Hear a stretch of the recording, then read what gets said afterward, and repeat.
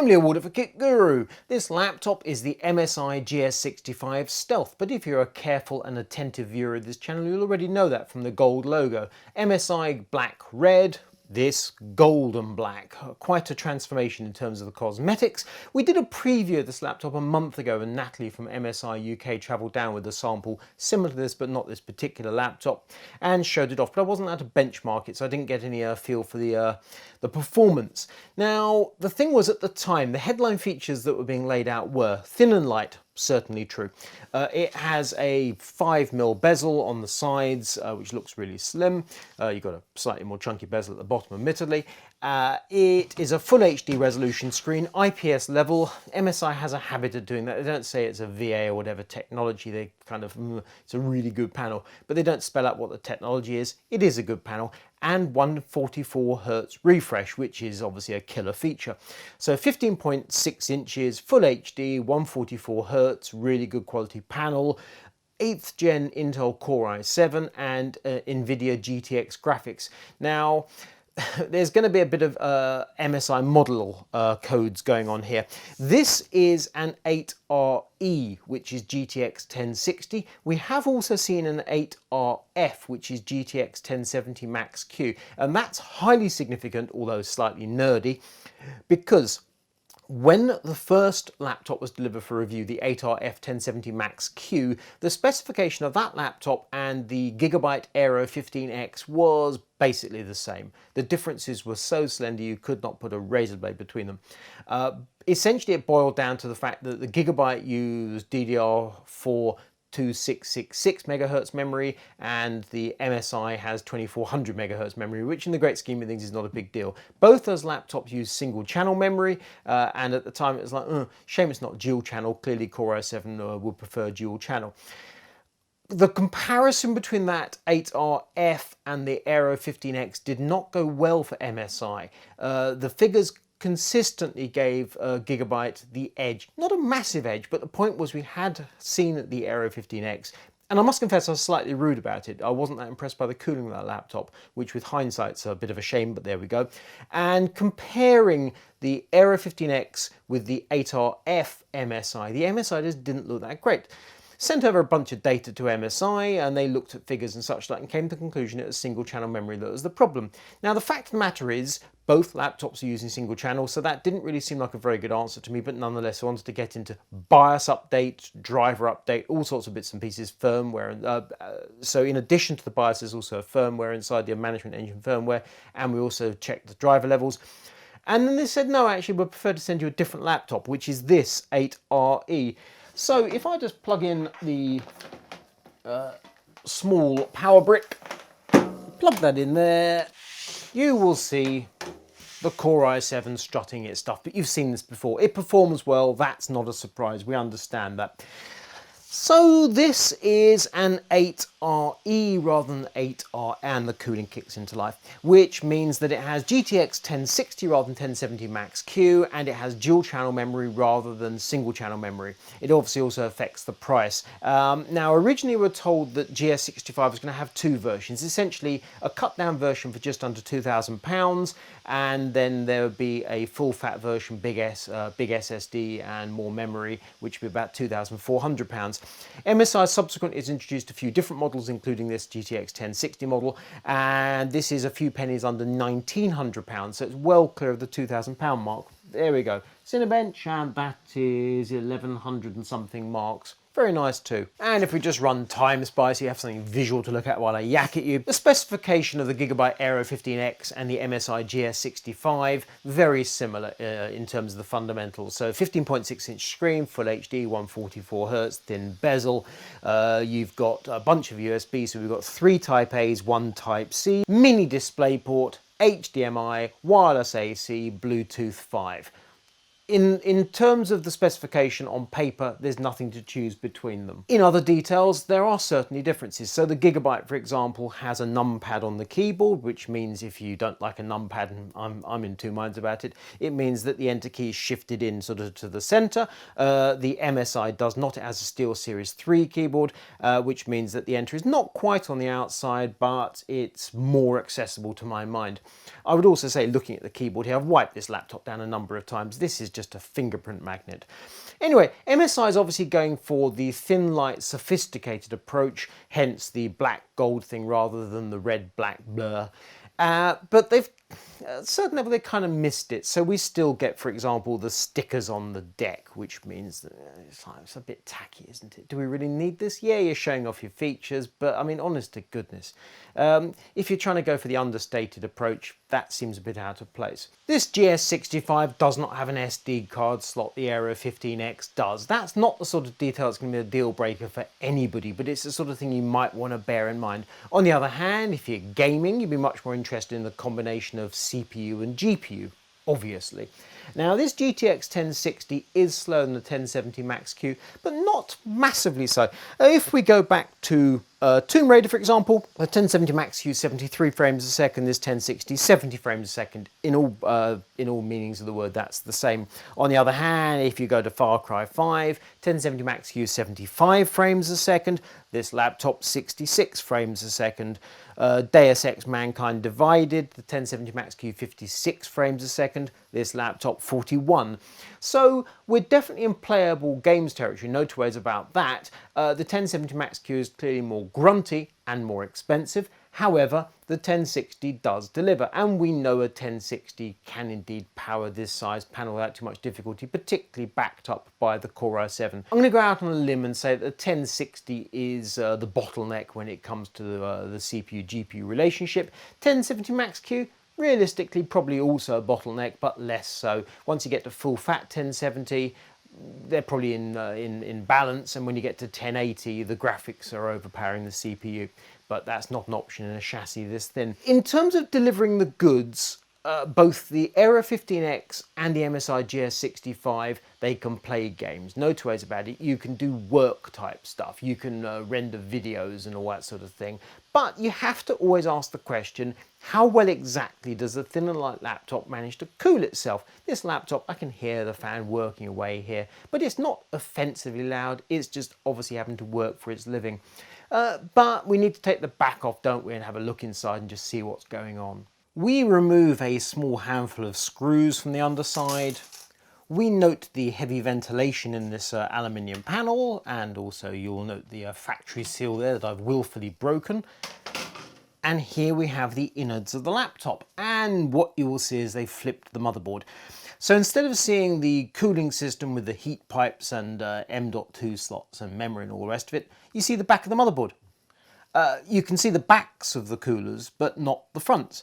All the good stuff's happening on the top. So if you want to upgrade your memory or change your SSD, you're going to have to remove the motherboard, which basically means taking out the battery and releasing a whole bunch of these connectors here, all around here, out with the motherboard, flip it over and do the necessary. But realistically, that doesn't apply to a great many people. But what this means for all of us is that the fans are intaking from above and they're expelling outwards like that. So we've got two fans working over by the GPU, one fan working over by the CPU, but the intake is on the top. Here are the exhausts. So the motherboard flipped, unusual cooling system. Internally, this is a very strange laptop. I'm going to use my Franken rig just to get an idea of what the airflow is doing. I've got AIDA64 running on the laptop, which means that both CPU and GPU are being stressed, therefore the fans are working hard. I can hear them quite clearly, and therefore we've got the maximum airflow moving through the laptop. If we start with the left-hand side, which has got the two cooling fans, and move it up to my strips of paper,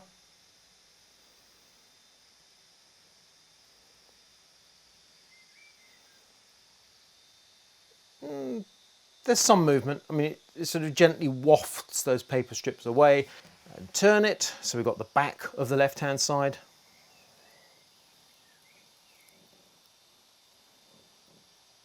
There's a little bit of movement going on, but nothing spectacular.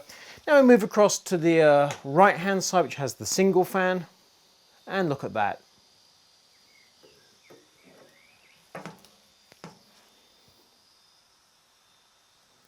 Quite clearly a jet of air shooting those paper strips back. And we go to the outside edge of the right hand side, and look at that, crystal clear. Strong jet of exhaust air. Now if we go to the bottom, which has this massive ventilated area, and essentially nothing, which is sort of what we expect, because the thing about having a large area is the pressure is going to be next. Even if there's a decent amount of airflow, the pressure will be just about zero, and I actually think there's very little of any airflow. It's just kind of a fail-safe area. In the event you can't get air in through the top for some reason, it will come in through the bottom. And then we just turn the laptop around and flip open the screen. Right, now this is the main intake area. So we start on the left-hand side with feeding the two fans.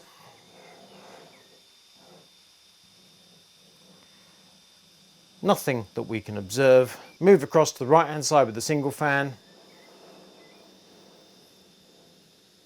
And nothing that we can observe. If I use a strip of really flimsy paper, the sort of thermal paper you get from a till receipt, you can see some motion, but the pressure is clearly next to nothing.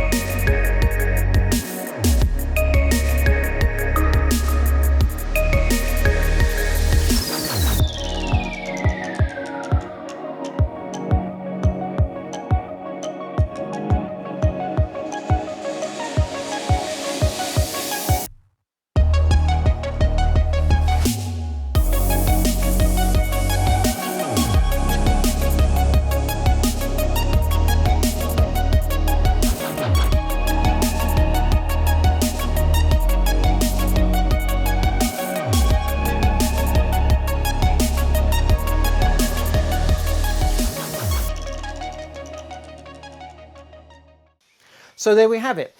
We've got, by the look of it, very little going on that side of the laptop, and most of the action is actually happening on this side. There's no doubt in my mind that the internal configuration of the GS65 is unusual. That's almost a statement of the obvious.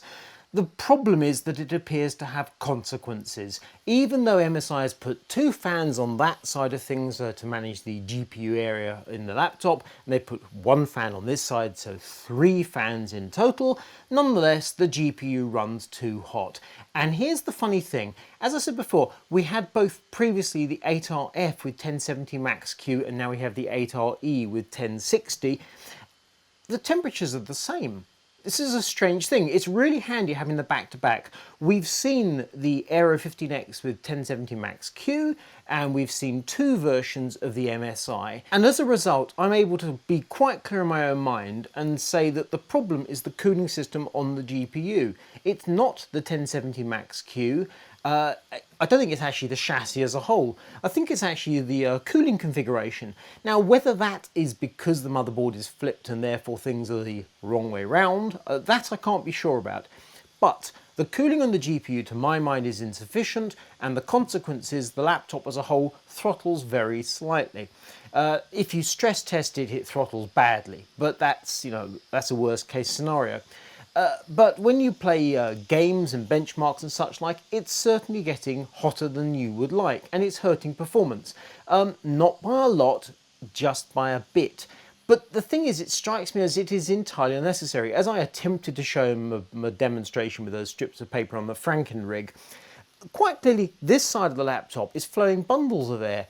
That side of the laptop is not flowing enough air. There's enough ventilation in this laptop to basically make the job work. it just doesn't quite manage to live up to expectations. Were the air to flow through the laptop correctly with those 3 cooling fans and all those heat pipes and such like, I don't see any reason why MSI can't. Well, I know MSI can handle a GTX 1060 and indeed a GTX 1070 Max-Q. We've seen it in other models. It's just the sort of the combination of this new chassis and the layout and the thinness and the flipping the motherboard and the how things have gone together. Something somewhere has gone wrong. Of that I'm quite certain.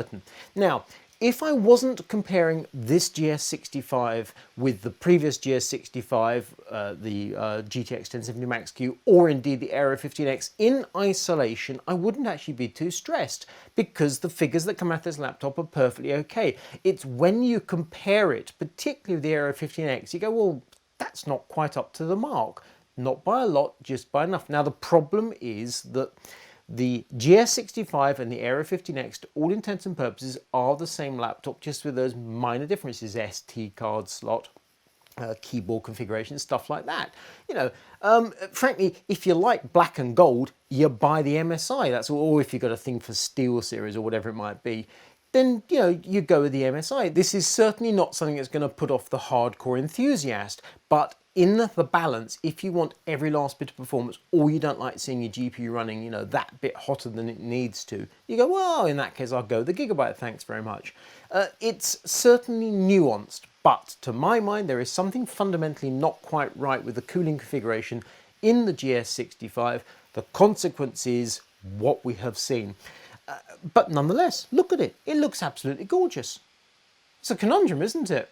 To sum up, I'm impressed by the GS65, and despite my initial skepticism, I am now more impressed by the Aero 15X. It's not really fair to do a kind of comparison thing in, this is a review of the MSI GS65. It's not a group roundup or any such, but nonetheless, because that laptop is so similar to this laptop, I can't avoid a comparison. It simply has to be done.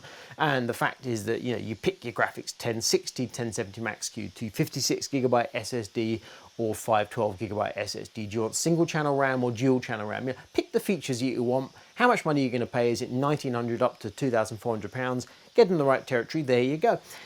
As I say, the differential in terms of the cooling and therefore the ultimate performance, that's actually a fine point. It's just Gigabyte seems to have got it right, and to my mind, MSI seems to have got it wrong. And let's have a quick look at the temperature monitoring that's running behind. And we've got red, and we don't like seeing red. So it's a thin and light laptop. It's a gaming laptop. It's pretty. It's got features. We're happy in the main. But in the final analysis, that red is bad, and we don't like seeing it.